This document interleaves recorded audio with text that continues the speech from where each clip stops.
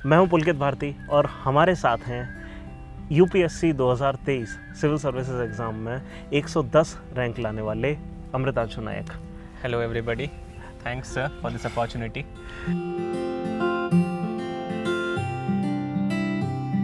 Sir family वाले तो काफ़ी टेंस थे रिजल्ट के पहले, वो अपनी टेंशन तो दिखा नहीं रहे थे, but after result everybody was quite happy.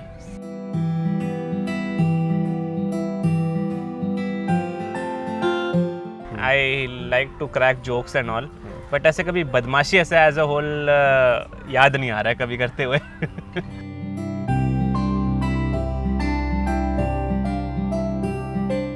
पहला अटेम्प्ट तो ऑलमोस्ट दोनों जॉब के साथ ही गया है। For the second attempt sir मैंने जॉब छोड़ दी थी।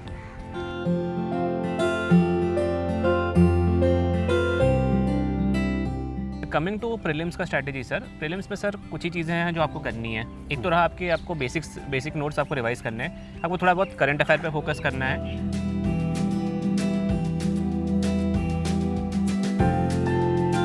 Marvel versus DC. Marvel, okay, कौन सा कैरेक्टर? आयरन किसके मैन, लिए? Iron Tony Stark. सही बात है।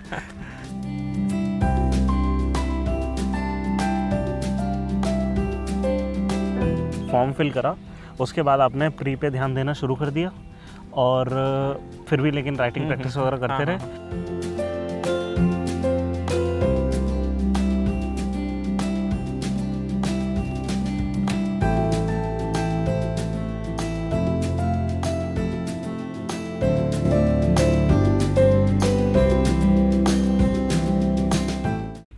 हेलो, मैं हूं पुलकित भारती और हमारे साथ हैं यूपीएससी 2023 सिविल सर्विसेज एग्ज़ाम में 110 रैंक लाने वाले अमृतांशु नायक।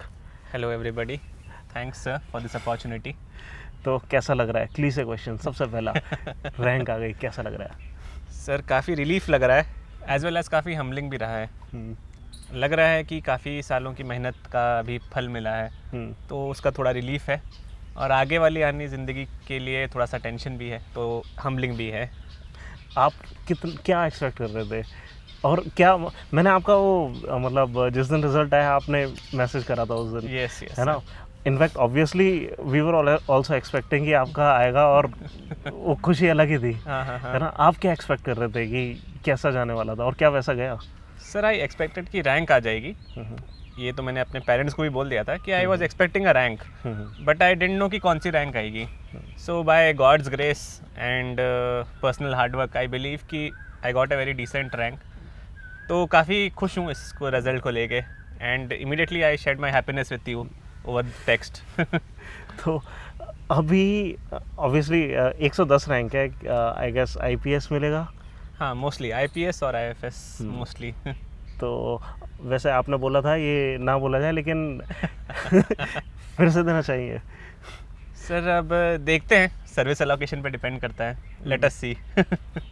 फैमिली का रिएक्शन फिर कैसा था? सर फैमिली वाले तो काफ़ी टेंस थे रिजल्ट के पहले, वो अपनी टेंशन तो दिखा नहीं रहे थे, but after result everybody was quite happy. सारी तरफ से बधाइयाँ आने लग गई, तो एक्सटेंडेड फैमिली में भी पता चला कि हैव अपीयर्ड एंड रैंक आ गई। तो काफ़ी अच्छा माहौल था फैमिली में एंड काफ़ी पॉजिटिव लगा। वैसे आप मतलब न्यूक्लियर फैमिली है या जॉइंट फैमिली है? Sir I come from a joint family, but at present मेरे पापा भी इधर पोस्टेड हैं, तो इधर रह रहे हैं हम। आपकी स्कूलिंग वगैरह सब वहीं भुवनेश्वर से हुई है? हाँ सर, स्कूलिंग मेरी 7th से 12th तक भुवनेश्वर में ही हुई है, डीएवी पब्लिक स्कूल चंद्रशेखरपुर में। 10th एंड 12th भी मैंने उधर से ही करी, एंड स्कूलिंग के बाद I went to college at Hyderabad, BITS Pilani Hyderabad campus में हुई, एंड उसके बाद job and then civil services preparation. तो जैसे बिट्स पिलानी के लिए कुछ आपकी ठीक ठाक रैंक आई होगी, kind of? Yes, I got a good score BITSAT में, उनके एग्जामिनेशन में अच्छा स्कोर मिला था मुझे, तो as a result BITS Pilani Hyderabad campus. और क्या। तो मतलब बेसिकली मैं ये जानना चाह रहा हूँ, तो 11th-12th आपने कोचिंग वगैरह में लगाया होगा या इसकी प्रिपरेशन के लिए इंजीनियरिंग की? हाँ सर, 11th एंड 12th में कोचिंग एज सच तो गया नहीं मैं। हाँ, कुछ ट्यूशन्स मैंने डेफिनेटली लगाए थे बिकॉज कॉम्पिटिटिव के लिए चाहिए थे, बट ऐसे कोचिंग में कभी मैं गया नहीं हूँ। ठीक है। और बिट्स पिलानी में आपने इलेक्ट्रॉनिक्स कराए थे, electrical and electronics engineering, electrics and electronics, और उसके बाद आपका कैंपस प्लेसमेंट हुआ, यस, है ना? और उसके बाद आप कहाँ गए? उसके बाद सर कुछ 6 महीने कुछ मैं इन्वेस्टमेंट बैंकिंग में था, एंड उसके बाद मेंस के बाद around 2 to 3 months in a management consulting firm, and उसके बाद पहला अटैम्प्ट इसी में ही चला गया, एंड सेकंड अटैम्प्ट के लिए sir I resign from my job and prepared completely for civil services. ठीक है। आपकी जो स्कूल लाइफ है वो जनरली मतलब आप किस टाइप के स्टूडेंट थे? क्या आप हमेशा से ही एक मतलब काफ़ी स्टूडियस व्यक्ति रहे या फिर थोड़ा सा मिक्स रहा? सर मैं खुद को कभी स्टूडियस कैटेगराइज नहीं करना चाहूँगा। I was more of the kind जो मतलब पढ़ने से मतलब ही like to read, and very rarely होता था कि मैं फर्स्ट बेंच पे बैठ रहा हूँ, पीछे बैठ रहे हैं, बातें चल रही है दोस्तों के साथ, तो काफ़ी सोशल पर्सन था मैं उस टाइम पे भी। और सेम ही चीज़ कॉलेज के टाइम पर भी रही? यस सर, कॉलेज के टाइम पे भी I had a very enriching college life, if I could say that. बहुत जगह पे पार्टिसिपेट किया, फेस्ट में इन्वॉल्व रहा, काफ़ी ऑर्गेनाइजेशंस को हेड भी किया, तो ओवरऑल काफ़ी सही रहा। आप अपने आप को मिस्चीवियस कैटेगराइज करोगे स्कूल लाइफ के रिगार्डिंग या family? Sir 50-50। I like to crack jokes and all, but ऐसे कभी बदमाशी ऐसे एज अ होल याद नहीं आ रहा है कभी करते हुए। कोई जोक क्रैक करो। जोक तो सर अभी याद नहीं आ रहा मुझे। अभी तो जोक याद नहीं आ रहा। लोग अज्यूम नहीं करते हैं, मतलब आइडिया नहीं होता लोगों को दिल्ली में इतने जंगल होंगे। हाँ। आपने कभी इमेजिन करा था? सर यूपीएससी पढ़ते वक्त तब पता चला मुझे कि ये अरावली के पार्ट में आता है। हाँ। तो जंगल रहेंगे इधर। वैसे आपका दिल्ली कभी आना नहीं हुआ? Delhi sir as a tourist place आना जाना हुआ है, and as a transitive place, यहाँ से अगर और कहीं पे जाना है तो उस हिसाब से। तो जैसे हैदराबाद तो आप सीधे जाते होंगे वहाँ से? हाँ, है ना? और ठीक है, आप दिल्ली घूमे, हैदराबाद वगैरह कितना घूमे? हैदराबाद सर ठीक ठाक घुमा हूँ, पर अब जब कोविड आ गया तब घर वापस आना पड़ा। ओ हाँ, आपकी मतलब बैचलर्स इसके बीच में मेरे बैचलर्स के बीच में ही कोविड आ गया। कैसे रहे वो साल? सर अब यूपीएससी प्रिपरेशन चालू की थी मैंने कोविड में, तो आई वुड से कि प्रोडक्टिव रहा। अच्छा, तो आपने ये डिसीजन कब लिया फिर कि मतलब यूपीएससी के लिए प्रिपेयर करना है? सर ओवरऑल डिसीजन मैंने सोचा था बहुत टाइम से कि प्रिपेयर करना है, but I took the leap in covid. Covid में ही सीरियसली प्रिपरेशन चालू किया, बिकॉज 2 फैक्टर्स रहे उधर। एक तो रहा कि हम घर पे रहे, तो घर पे जब रहते हैं तो पेरेंट्स का भी इन्फ्लुएंस रहता है कि पढ़ाई करो, ये करो, एंड सेकंड सर बिट्स का 0% अटेंडेंस स्कीम है, तो अटेंडेंस लगती नहीं है वहाँ पे, तो I got a lot of free time actually, जहाँ मैं इसमें प्रिपरेशन के लिए डाल सका। बट हाँ, managing college life with preparation is quite difficult. ये कौन सा ईयर रहा होगा जब आपने स्टार्ट करा प्रिपरेशन? सर सीरियस प्रिपरेशन मैंने चालू किया था 3rd ईयर के एंड में। 3rd ईयर के एंड में? हाँ। ओके, तो ठीक है, 3rd ईयर का एंड, 4th मतलब आपको 1 साल एक तरीके से 4th ईयर पूरा मिला? हाँ। और फिर मतलब जब आप मतलब ये सोच ही चुके थे आपको करना है, आपने फिर प्लेसमेंट में क्यों बैठे? सर बिकॉज यूपीएससी एक बहुत ही अनप्रेडिक्टेबल सी चीज़ है, and I came from a good college, तो प्लेसमेंट में अगर मैं बैठ जाता तो चांसेस थे कि I could get a good job. So अगर इन केस अगर चीज़ें वर्कआउट नहीं करती तो कुछ एक प्लान रहता मेरे पास। तो आप जो आपकी जॉब थी उसके साथ साथ भी आप प्रिपेयर कर रहे थे?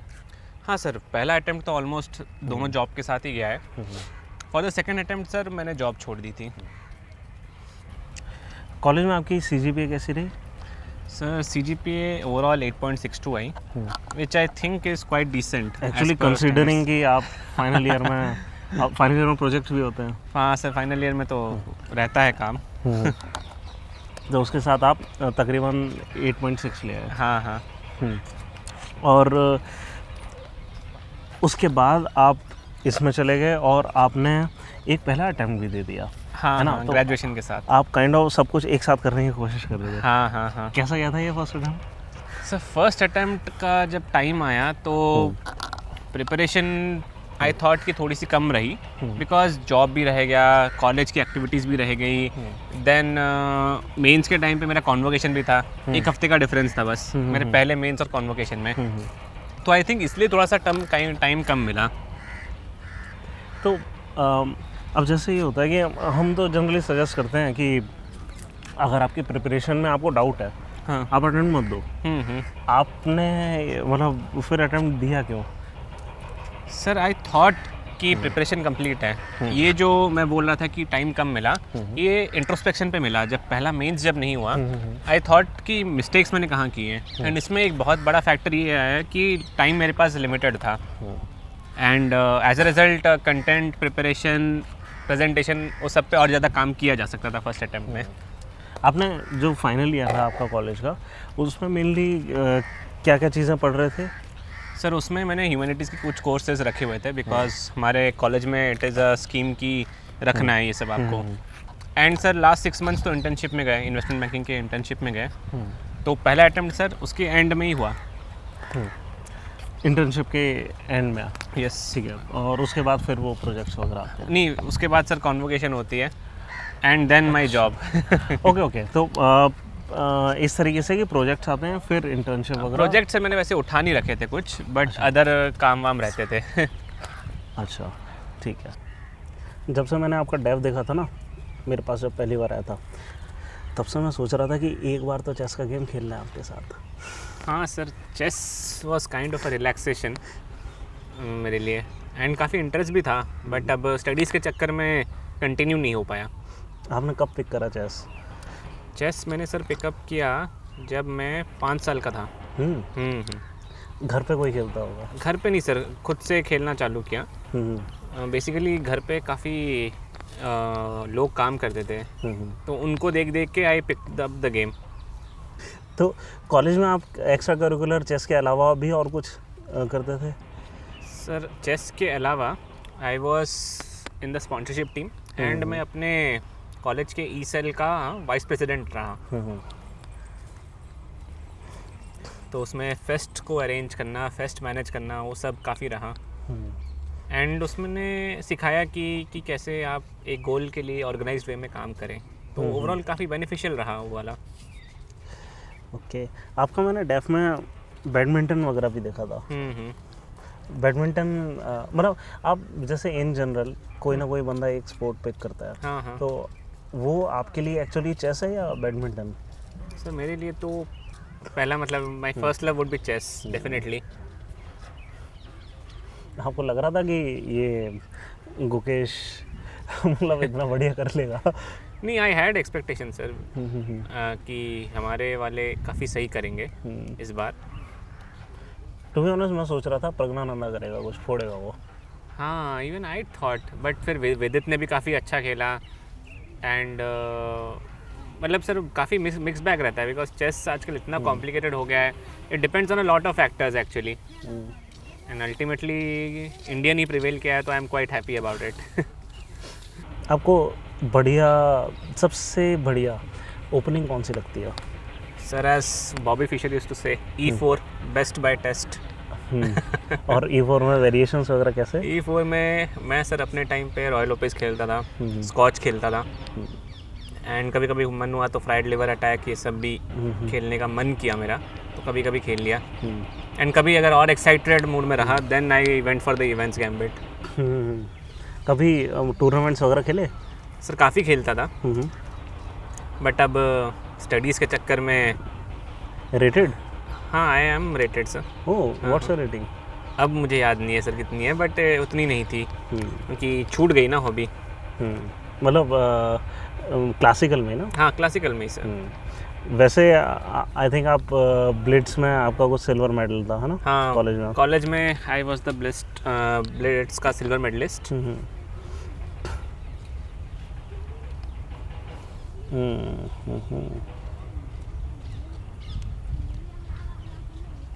हाँ, चल खोटी चाल देंगे ना। Let's see. मैं भी काफ़ी रिस्क ले रहा हूँ आपके साथ। मैं जनरली कैटलान खेलता हूँ। कैटलन? वो भी मतलब टेस्टेड ओपनिंग है, सॉलिड है। इसका चलो ठीक है, करके देख लेते हैं। तो अब अपने पास हैं 10 सवाल हाँ, और आपको हर एक का जवाब देना है लगभग 5 सेकंड में, ज़्यादा सोचना नहीं है। Rapid fire kind of thing. Rapid fire. Okay ठीक है, ठीक है। Let me try. हाँ, तो सी सेट, नेसेसरी इवल या फिर menace? Necessary evil. Okay. Beard या क्लीन शेव? Clean chef. मुझे नथुलाल जैसी या फिर ट्रिम्ड? Trimmed plus Nathulal. अच्छा ठीक है। गोइंग आउट विद फ्रेंड्स या फैमिली? Depends on the context. अच्छा, वेब सीरीज या movies?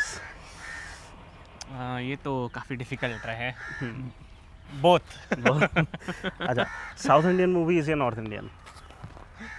Depends on the movie. अच्छा, और South Indian places to visit या फिर South Indian North Indian places? East Indian places. East Indian, okay. हाँ यार, कुछ सजेस्ट करो, मेरे को भी घूमने जाना है। हाँ, जगन्नाथ आ जाइए, पूरी अच्छा। जगन्नाथ आ जाइए। ओके, मेरे को वो गहिर माथा बीच वगैरह वो सब देखना है। हाँ हाँ। ठीक है। सिटी लाइफ या फिर village life? City life. Okay. Marvel versus DC? Marvel. Okay. कौन सा कैरेक्टर? Iron किसके Man। लिए? Iron Tony Stark। सही बात है। ठीक है। ग्रुप स्टडी या सोलो? Solo studies. और पूरा नाइट आउट स्टडी या फिर morning? Given an option, all nighter. All nighter, हाँ, नाइट आउट। हाँ हाँ। परफेक्ट। हाँ, लव मैरिज या arrange marriage? Haven't thought about it, too young to think. तो आपके पास पहले अटेम्प्ट के समय 1 साल की प्रिपरेशन लगभग थी, है ना? Almost, yes. ऑलमोस्ट। और आप ये सब जॉब के साथ कर रहे थे? हाँ, Right. कुछ टाइम जॉब के साथ, कुछ टाइम और- जॉब के बिना। यस। तो फिर आपने क्या स्ट्रेटेजी बनाई इस चीज़ के लिए? स्ट्रैटेजी सर ऐसे तो कुछ नहीं थी। मेरा यही प्लान था कि जितना कंटेंट हो सके उसको उतना मैक्सिमाइज के लिए मुझे कवर करना है अच्छे से, एंड राइटिंग प्रैक्टिस जितनी हो सके उतनी मुझे निकालनी है। तो ये दोनों मिला के आई थॉट कि I would be able to get across mains and prelims दोनों। एंड इंटरव्यू का सोच रहा था कि बाद में ही देखेंगे उसका। तो होना भी चाहिए हाँ एक्चुअली। हाँ हाँ। तो आपने मेंस से पहले कितनी राइटिंग प्रैक्टिस कर ली थी? मेंस के पहले सर मैंने कुछ टेस्ट लिख लिए थे। Mini test and sectional test में वैसे भी लिखता रहता था। एंड आंसर राइटिंग का मैंने सर ऐसा रख रखा था, जिस दिन से मैंने प्रिपरेशन चालू की थी उसी दिन से मैंने आंसर राइटिंग भी चालू कर ली थी। तो हर दिन 2-3 क्वेश्चन, 3-4 क्वेश्चन ऐसे लिख लेता था। तो सब्सटेंशियल प्रैक्टिस मैंने कर ली थी मेंस के पहले। तो मतलब ये है कि आप जब प्रिपरेशन कर रहे हैं आप मेंस के अकॉर्डिंग कर रहे हैं, ना कि प्री की तरह? यस प्री के अकॉर्डिंग। Yes sir. और प्री के लिए आप डेडिकेटेड प्रैक्टिस के लिए कब उतरे? डेडिकेटेड प्री के लिए सर ऑलमोस्ट मैंने 3 घंटे बोल रहा हूँ, 3 दिन का मैंने रख रखा था। 3 दिन नहीं, 3 मंथ्स का मैंने 3 मंथ्स का मैंने रख रखा था। अगर मई में प्रीलिम्स था तो फरवरी से मैंने चालू कर लिया था प्रीलिम्स के लिए। And exclusive preparation for prelims only 2 months और सो। मार्च से मैंने चालू कर लिया था अच्छा खासा, मार्च एंड से टू मई जब तक एग्ज़ाम है। मतलब आपने जब फॉर्म फिल करा उसके बाद आपने प्री पे ध्यान देना शुरू कर दिया, और फिर भी लेकिन राइटिंग प्रैक्टिस वगैरह करते रहे, लेकिन 2 महीने पहले आपने डेडिकेटेडली उसके ही टेस्ट लगाना, Yes, उसका yes, रिवीजन करना, ये सब yes, स्टार्ट कर yes, दिया। yes, sir. और इसमें फिर स्ट्रेटेजी क्या थी कि आप जैसे PYQs वगैरह हाँ, ये हाँ, सब हाँ। चीज़ें? सर PYQs मोस्टली मैंने प्रिपरेशन के टाइम पे ही कंप्लीट कर लिए थे। तो उसका उतना लोड नहीं था कि PYQs मुझे कंप्लीट करने हैं। प्लस PYQs का ये भी सीन है कि अगर आप किसी भी स्टैंडर्ड टेस्ट सीरीज़ को रेफ़र करें उसमें भी बहुत क्वेश्चंस PYQs से भी वो बनाते हैं। तो दो टाइम PYQs ऐसे कवर हो जाते हैं। एंड कमिंग टू प्रीलिम्स का स्ट्रैटेजी सर, प्रीलिम्स में सर कुछ ही चीज़ें हैं जो आपको करनी है। एक तो रहा आपको बेसिक नोट्स आपको रिवाइज करने हैं, आपको थोड़ा बहुत करंट अफेयर पे फोकस करना है। बेसिक नोट्स या स्टैटिक पार्ट पे आपको ज़्यादा फोकस करना है। करंट अफेयर पे आप थोड़ा सा उससे कम कर सकते हैं, बिकॉज उसका बहुत ही ज़्यादा डायनामिक चीज़ है एंड बहुत ज़्यादा चीज़ें आती रहती हैं उसमें, तो आप उसको कभी भी कंप्लीट नहीं कर सकते हैं। बट स्टैटिक को आप एक हद तक आप यू कैन से कि आप कंप्लीट किया जा सकता है। एंड देन सर रहता है कि कितने टेस्ट आप लिख सकते हैं, उनका कितना एनालिसिस कर सकते हैं एंड कितना उनका रिवीजन कर सकते हैं। ये 3-4 चीज़ों से सर प्रीलिम्स हो जाना चाहिए। एंड एक और चीज़ सर इसमें कि अब आजकल ऐसे CSAT इतना डिफ़िकल्ट हो रहा है, तो CSAT की मैं बोल रहा हूँ कि थोड़े टाइम के लिए बच्चों को एक्सक्लूसिव प्रैक्टिस कर लेनी चाहिए। क्योंकि बहुत लोग मैथ्स बैकग्राउंड का नहीं रहते हैं, और अगर मैथ्स बैकग्राउंड का भी हैं तो वो भूल जाते हैं। तो आई वुड से कि थोड़ा टाइम सीसैट का भी प्रैक्टिस कर लीजिए। आपको ज़रूरत पड़ी थी करने की? सर मैंने पहले वाला जब मैंने प्रीलिम्स दिया था मैंने नहीं किया था, उतना मैंने प्रैक्टिस नहीं किया था, तो I got to know on the paper itself कि सीसैट का पेपर डिफ़िकल्ट आ रहा है। तो नेक्स्ट टाइम मैंने जब प्रीलिम्स दिया मैंने थोड़ा सा ज़्यादा ही प्रैक्टिस किया था। तो मतलब आप सीसेट को कितना टाइम दिया होगा आपने? सर आई थिंक मैंने पूरे प्रिपरेशन में I think 10 to 15% of the time went to CSAT, rest 85% और सो वेंट टू प्रीलिम्स का GS1। और इसमें तरीका क्या था सीसेट के? आप प्रैक्टिस किस चीज़ को सोर्स बना रहे थे? सर सीसैट का सोर्स रहा प्रीवियस ईयर क्वेश्चन पेपर्स था मेरा, एंड अगर कुछ कॉन्सेप्चुअली अगर मुझे लगा कि मैं कहीं पे वीक हो गया हूँ, जैसे परमुटेशन कॉम्बिनेशन की कई चीज़ें हैं जो आप भूल जाते हैं जनरली, तो आई थॉट कि यूट्यूब से मैंने वीडियो लेक्चर्स देख ली थोड़े बहुत, सो दैट कॉन्सेप्ट मेरे रिफ्रेश हो जाए। अब मैंने ये देखा है कि कई लोग ये स्ट्रेटजी बनाते हैं और बना रहे हैं, और जो मैं भी अक्सर सजेस्ट कर रहा हूँ कि जितने भी PYQs हैं उसको थीम वाइज अलग अलग कर लें और लगभग उसी थीम के बेसिस पे कुछ ना कुछ आता रहेगा। क्या आपकी भी ऑब्जर्वेशन है? सर ये तो बात सही है कि UPSC थीम्स के अराउंड क्वेश्चंस रिपीट करता है, एंड समटाइम्स ऐसे भी होता है कि PYQs तो रिपीट हो जाते हैं, एज अ होल रिपीट हो जाते हैं। तो it is a very wise strategy अगर ऐसे कर रहे हैं, एंड आई थिंक मार्केट में भी कई ऐसे सोर्सेज अवेलेबल हैं जो कि ये फैसिलिटी दे रहे हैं बच्चों को। So it's a very sound strategy in my opinion. इस कन्वर्सेशन से अभी तक मेरे को ना एक चीज़ समझ आई क्या, कि आप प्रिपरेशन स्टार्ट करी जब आपने, आप मेंस के हिसाब से कर रहे थे, प्लस आप लेकिन साथ में आप PYQs करते जा रहे थे। Yes. प्री के, है ना? मेंस के हिसाब से प्रिपरेशन कर रहे थे लेकिन PYQs इसके करते जा रहे थे, और डेडिकेटेड आप प्री की जो तैयारी कर रहे हैं उसमें रिवीजन और मॉक टेस्ट है, मतलब यस है ना? यही है। इसमें आप जो राइटिंग प्रैक्टिस कर रहे हैं वो मॉक टेस्ट वाली है या फिर मतलब कुछ सैम्पल क्वेश्चन उठाकर एक दो सवाल डेली का लगाना है? सर ये भी होता था, बट मॉक टेस्ट ज़्यादा मैं बोलूँगा, मॉक टेस्ट का मैं ज़्यादा यूज़ करता था rather than picking up random questions from somewhere and solving them. और इसके बीच में मेंस की प्रिपरेशन में ऑब्वियसली इसमें ऑप्शनल भी आता है ना? ऑप्शनल को आप कितना टाइम दे पा रहे थे? किस तरीके से आपने सर ऑप्शनल की तैयारी मैंने चालू की GS की तैयारी के 1 महीने बाद अराउंड, सो दैट कि GS का थोड़ा सा बेस नॉलेज रहने से ऑप्शनल में हेल्प रहती है, एंड ऑप्शनल मेरा PSIR था, तो पॉलिटी का अगर थोड़ा नॉलेज रहा तो PSIR थोड़ा सा पढ़ने में ईजी रहता है, एंड उसके बाद मैंने डेडिकेटली उससे पढ़ना चालू किया। PSIR में भी मैंने सर एक्सक्लूसिवली वही स्ट्रैटेजी फॉलो की कि क्लासरूम में आपको जितना पढ़ना है पढ़ लीजिए, उसमें आप फिर जाके मॉक टेस्ट लगाइए, रिविजन्स करिए अपने रेगुलरली, एंड जो रिमार्क्स आपको आ रहे हैं PSIR आंसर शीट में जो आप करेक्शन के लिए दे रहे हैं, उस रिमार्क्स को ट्राई करिए कि इनकॉर्पोरेट करने के लिए, सो दैट आपकी एरर्स कम होते होते जाएंगे। एक चीज़ मैंने नोटिस करी, ये PSIR का जो प्रिपरेशन है आपके मेंस के GS2 के स्कोर में बड़ा कम आया है ना? आई थिंक 122 कुछ हो रहा है। हाँ सर, वो थोड़ा सा बेनिफिशियल रहा। आई थिंक कि जो भी student PSIR as an optional ले रहा है उसका थोड़ा सा एडवांटेज रहता है GS2 में, क्योंकि सब्जेक्ट्स मतलब रिपीट हो जाते हैं, जैसे पॉलिटी हो गया, इंटरनेशनल रिलेशंस हो गए, रिपीट हो जाते हैं, तो उसमें जो मटेरियल यूज़ कर रहा है PSIR में वो उसे थोड़ा रिपर्पस करके इधर यूज़ कर सकता है। तो ये मतलब बात एकदम सही है कि PSIR लेने पे GS2 के इन जनरल मार्क्स हमेशा अच्छे आएंगे। हमेशा तो नहीं सर वो डिपेंड करता है। हाँ, मैंने दोनों एक साथ बोल दिया, इन जनरल हमेशा। तो क्या मतलब क्या फैक्टर्स होते हैं? मतलब मान लीजिए मैं किसी को अगर सजेस्ट कर रहा हूँ, है ना, कि आप PSIR ले लो और आपके मतलब GS2 के मार्क्स अच्छे आएंगे, अब ये किन फैक्टर्स पे डिपेंड करेगा? कि link between PSIR and GS2, right? Sir ये डिपेंड करेगा कि अगर आप अपना PSIR को अच्छे से प्रिपेयर कर रहे हैं, आपका मटेरियल प्रिपेयर्ड है, आपके सारे कॉन्सेप्ट्स क्लियर हैं, एंड मोर इम्पॉर्टेंटली आप समझ सकते हैं कि PSIR में आंसर्स आपको कैसे लिखने हैं एंड GS2 में आपको आंसर्स कैसे लिखने हैं। बिकॉज PSIR में सर आपको आंसर्स पैराग्राफ फॉर्म में लिखने रहते हैं, थिंकर्स, पर्सपेक्टिव्स ये सब ऐड करने रहते हैं, बट GS2 में मोस्टली आंसर्स आपको पॉइंट वाइज लिखने पड़ेंगे, आपको कुछ इनोवेशन डालना पड़ेगा आपकी प्रेजेंटेशन में, जैसे कि चार्ट्स हो गए, डायग्राम्स हो गए, फैक्ट्स एंड फिगर्स हो गए, ऐसे।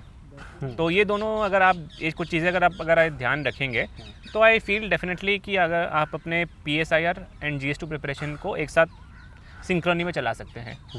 बस मतलब हमें प्रिकॉशन ये रखना है कि GS2 का आई मीन PSIR के कौन सी चीज़ें उठाकर GS2 में डालनी है, कौन सी नहीं डालनी है। Yes yes. ठीक है।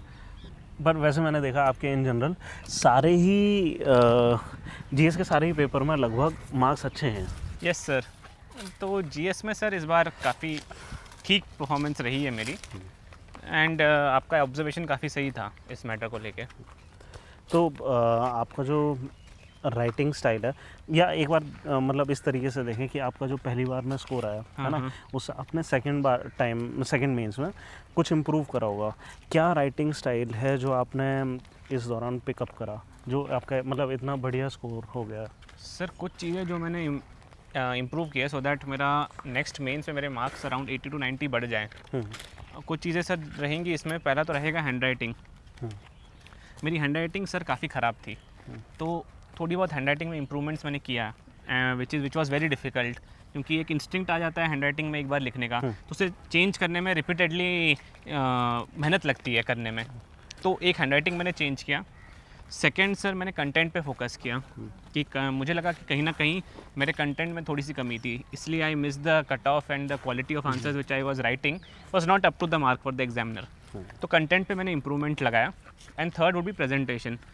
मैंने सर ट्राई किया कि कैसे मैं अपने प्रेजेंटेशन को और अच्छा कर पाऊँ, कि उसमें मतलब मैं कुछ इनोवेशन ऐड कर सकूँ, कुछ अपना मतलब वैल्यू एडेड पॉइंट्स कुछ ऐड हो पाएँ, ऐसा मैंने किया। अब ये लोगों के लिए 5 साल भी मतलब कम पड़ जाते हैं, बंदा अपनी राइटिंग स्टाइल चेंज कर दे। आपने 1 साल में कैसे करा? सर कुछ इसमें चीज़ें थी, इसमें मेरी मदर का कंट्रीब्यूशन बहुत ज़्यादा था। तो उन्होंने मुझे कंटिन्यूसली मतलब टोकना चालू कर दिया। मैंने ही उन्हें बोला कि आपको अगर कुछ भी अगर लगे कि राइटिंग थोड़ी सी बिगड़ रही है, तो मैंने बोला कि आप टोक दीजिएगा मुझे। एंड सर मैंने अपने डेस्क पे मतलब मैंने एक पेपर में लिख रखा था कि मुझे कौन से लेटर्स को कैसे लिखना है। तो उसको सर रिपीटेडली उससे प्रैक्टिस करते करते करते करते I was able to implement on a good amount of it. मतलब फिर भी पूरा नहीं हो पाया, बट हाँ, writing became more readable, more clearer, more legible, and which I think had an effect on the final answer sheet as well. मतलब काफ़ी इंप्रेसिव है ये चीज़। आप लेटर का स्टाइल चेंज कर रहे हो। हाँ नहीं सर, क्योंकि hand writing was actually bad, and I thought कि सेकेंड अटेम्प्ट अगर दे रहे हैं तो I needed to give my all, which also included this as well.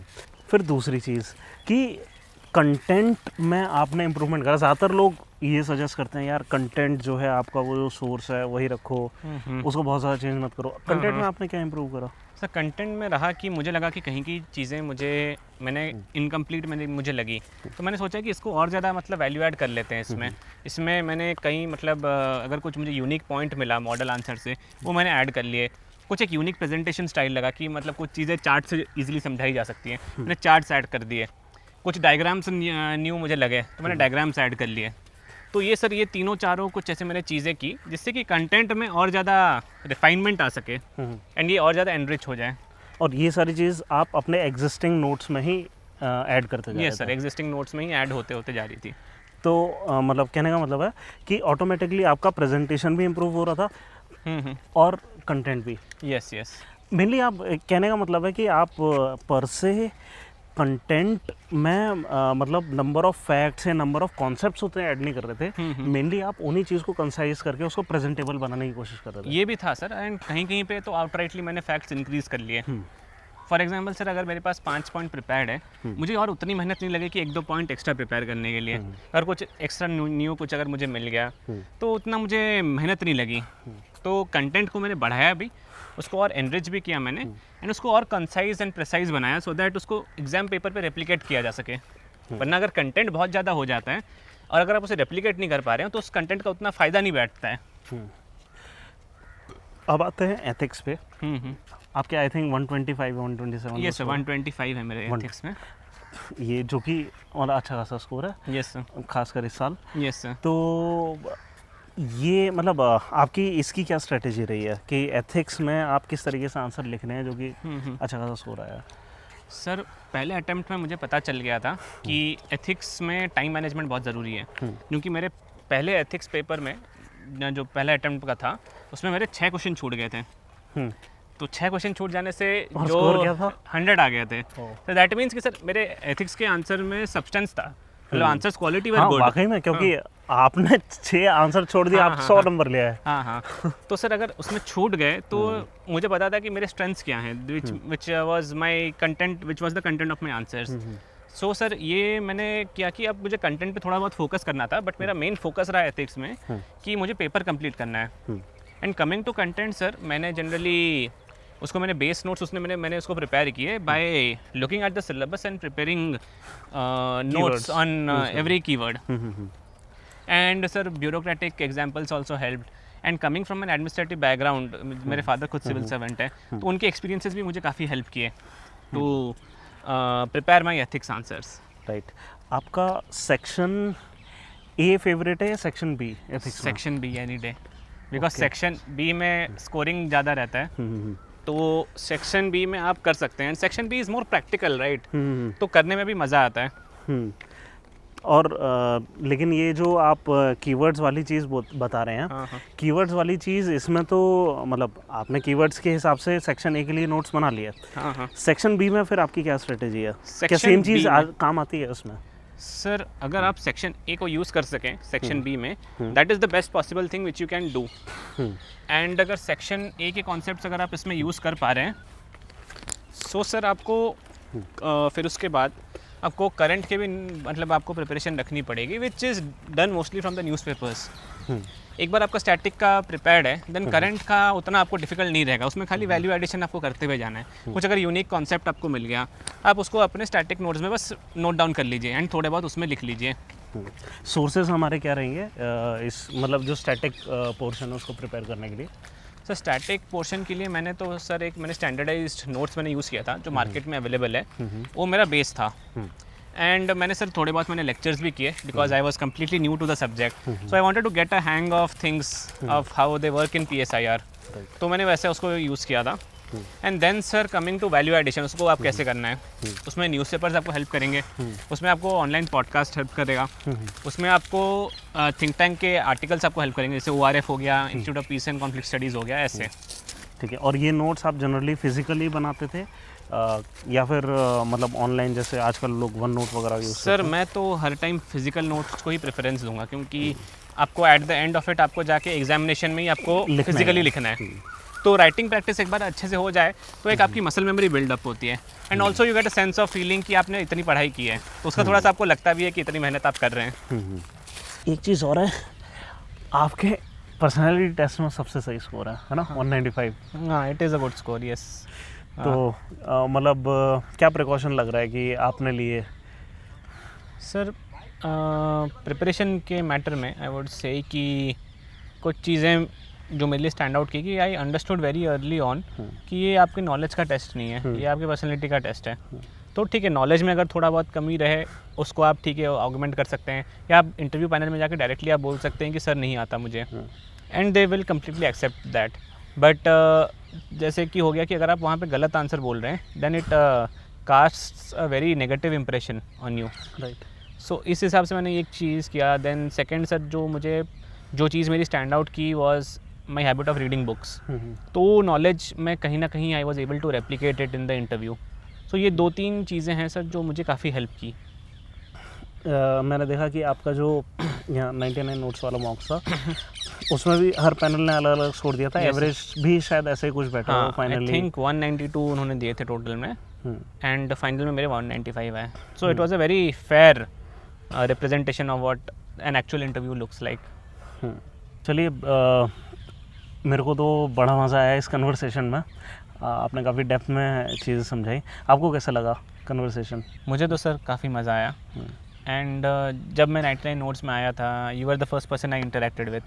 सो आपको तो मैंने सर जैसे देखा नहीं, you are just like my friend, and उस हिसाब से as a talk of friendship लगा मुझे ये। So it was not at all formal, it was just a free flowing conversation, and I think I was able to benefit the students in a good way. चलिए, I hope कि वाकई में इस पूरी conversation से students काफ़ी कुछ सीखें। मेनली आपके जो GS2 के टिप्स हैं, GS4 के टिप्स हैं, और पर्सनैलिटी टेस्ट की, हाँ वाकई में ये एक पर्सनैलिटी टेस्ट है, ना कि एक क्या कहते हैं, एक test of knowledge. Test of knowledge, right. चलिए, thank you so much. Yes sir, मिलते हैं फिर से। हाँ, सर। अगली बार मैं चाहूँगा यूनिफॉर्म में देखूँ मैं आपको। Hopefully sir. चलिए। चलिए, बाय बाय, थैंक यू।